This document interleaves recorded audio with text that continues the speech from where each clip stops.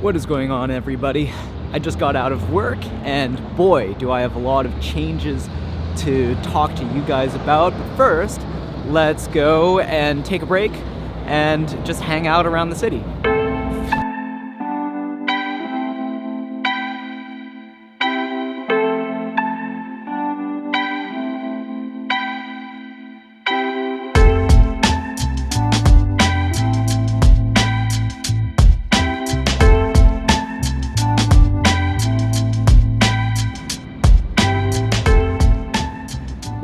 All right, so changes.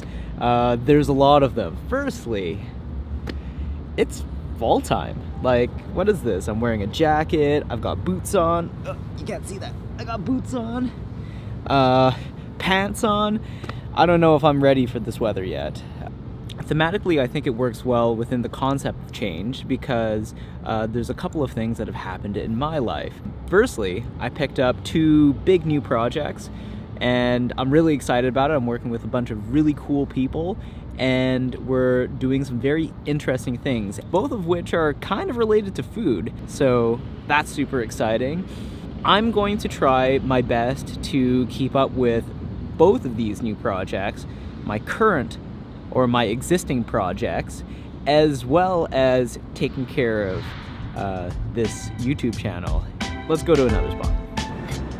So I know it sounds like a whole bunch of excuses leading up to me not being able to create videos anymore, but that couldn't be further from the truth. The idea of creating within constraints could seem like a negative, but in my opinion, it's not at all. In fact, I think that it's working within those constraints that actually allows you to be even more creative. I'm personally thinking through how am I actually going to be able to squeeze in enough time to film a meaningful amount of my life, and hopefully showcasing my life in a more succinct, a more interesting way. And yeah, just to let you guys know that I'm super pumped about the future. I've got some really cool contracts and experiences that I'm hoping that I can share with you. Okay. Now, with that being said, it is the end of work. I think that I have one more cold brew for my last brew day sitting in my fridge. Let's get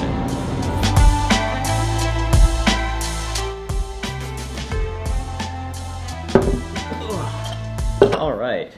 Okay, so this is the last of the simple saison that I made. And if you haven't seen that video yet, you can check it out over there. This is about 95% pale malt and 5% Cara Pils, and I essentially just added it because I wanted to have a nice, cool, caramely color, and it's a saison. So let's pop it open. Woo! Oh, you know what I actually should have done? Rolled. Why? And that's to get the sediment from the bottom into the back into the liquid, because I find that for saisons oh no! No. What? It's leaking. Oh no! It's okay. That's not that bad. So I find that the sediment in a saison yeast actually tastes really good. So we're gonna give it a half pour here. And then what we're gonna do is swirl.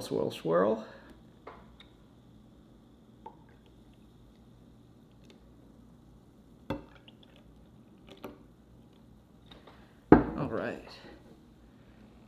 Take a look there. So it's a nice golden color. Cheers. Cheers.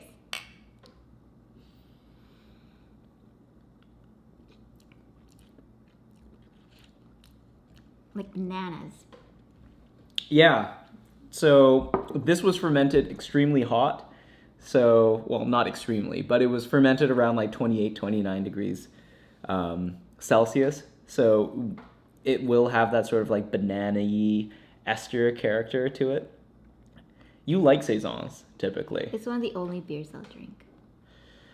She also likes stouts too. So this is extremely like atypical, sours. sort of stereotypical beer, feminine beer drinking taste. Don't It is. assign a That's gender why I to said it. stereotypical. One of the things that I noticed about this beer was I didn't need to add the carapils at all. Like, the color's pretty, but I think it's actually too dark. And I think that the caramelly sort of flavor that you could get from carapils actually ends up tasting more. If I was to do it over again, I would just do 100% pale malt and then just use a cooler saison yeast to ferment it to get that flavor. What do you think? No, it's good. It's good. Is it always gonna have sediment? It's always going to have sediment in it because we're bottle conditioning our beers. Okay. So what that means is when we're bottling it, we're adding a little of extra sugar to it and then closing it up. And then the yeast is going to eat that sugar a little bit more and it's going to turn into a tiny bit more alcohol and just hopefully the right amount of carbonation in the bottle. So until I can convince you to buy like a $600 kegging system, We need more space. yeah, I know. If you were to eat something with a saison, kind of like similar to this, what would you snack on? Vanilla ice cream Vanilla ice cream? to go with the caramel bananas. Okay, I was expecting kind of like a normal answer, like pretzels. Like pizza. No, No, well, pizza kind like all beer goes with pizza.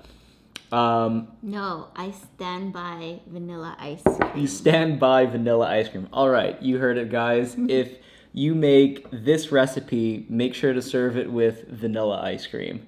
We sadly don't have any in the house to put it to the test. Style popcorn Yeah, Chicago-style popcorn. and vanilla ice cream. I'd also do blocks of cheese, like little bricks of cheese, quite in the Belgian sort of tradition. Or like a Jarlsberg. Yeah, I think like an Oka Classique would work really well with this. Maybe even a 1 to 2 year old cheddar, something. No, the artisan oka would be better. With Artisan Oka. Yeah, something kind of like semi hard, medium firm, something holy. something holy. I want to thank you so much for joining me today. If you've made it all the way to the end of the video and you haven't yet hit like or subscribe, please do that now. I'm making new foodie content every single week and publishing them on Fridays. And do we have anything else to say over here? Stay hungry. Yeah, I will see you in the next one. Stay hungry. Bye.